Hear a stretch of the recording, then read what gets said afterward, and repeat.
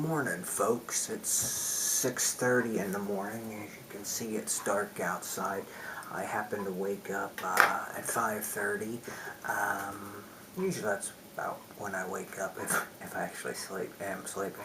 Because my alarm technically is set for 6:15 most work days. I don't obviously work today.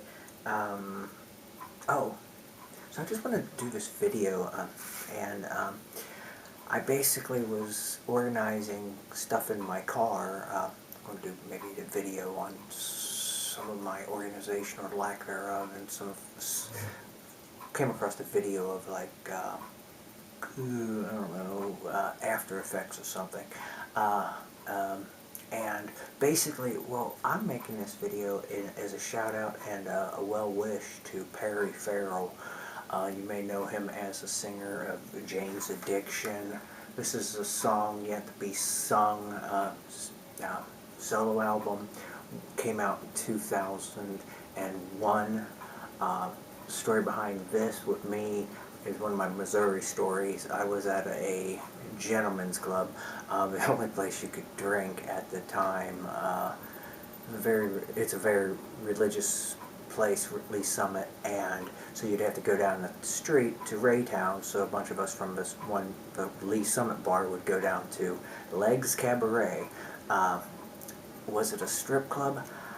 I think it was, but I'll tell you honestly, I tell people, I'm not sure. I went there to drink, and any of the girls that would come up to me to, oh hi, I like you for cash. I'm just like, yeah, get away from me. I'm like, there to drink. I mean, I didn't say that. I just ignore them, and they'll go bother somebody else. And one night, I was there, and shout out to the Deacon, the DJ, who I met as I was walking into the place. Like, what the hell is this? And it's still there. I met Tech 9. I'll have to tell you that story sometime. I got a lot of different weird stories just along that lines. But so I'm sitting there, and I start hearing this song, and I'm like, it sounds like Farrell, but it's 2001. What the? Jane's Addiction's at that point, I believe, was broken up, and it was just like, what the heck? And he had done a solo album, but it was different. I'm actually hunting for it in my CDs. I was surprised I found this. But so basically, how I was reminded, okay, yeah, so I heard this song on the PA, the club's sound system. So I got up to the DJ. I don't know if it was a deacon that night or not, and I was like, who is this? What is this? It's like, I have to ask the girl. And then all of a sudden, they come back, and they're like, oh, it's Farrell, singer of Jane's Addiction. There's something wrong with that line. I was like, oh, it must be new, and talked to her, and she was all excited. She was a big fan of Perry, too. But I want to give a shout-out and well-wish to Farrell because of the stuff surrounding the recent concert, scuffle, or whatever you want to call it. Just incident, meltdown, whatever. I just hope you're all right.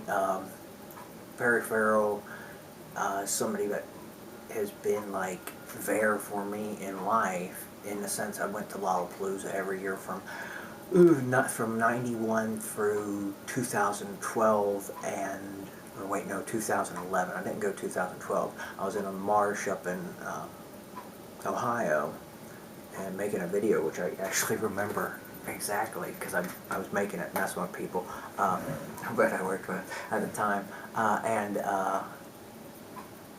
I was like, I just don't feel like traveling anymore. I don't want to go to Chicago this year for Lollapalooza, and then weirdly enough, Jane's Addiction came to Cincinnati that same year for what was the first year of a Bunbury Music Festival, so it was really weird. So it's so strange I was thinking, I haven't seen Perry for over a decade, and I'm hoping you're alright. I hope, pray for you. This album's sweet. I also found Kettle Whistle, which is always in my brain because a song called My Cat's Name is Maceo. If you've never heard this album, especially the My Cat's Name is Maceo, it's just freaking awesome. I love Perry's voice.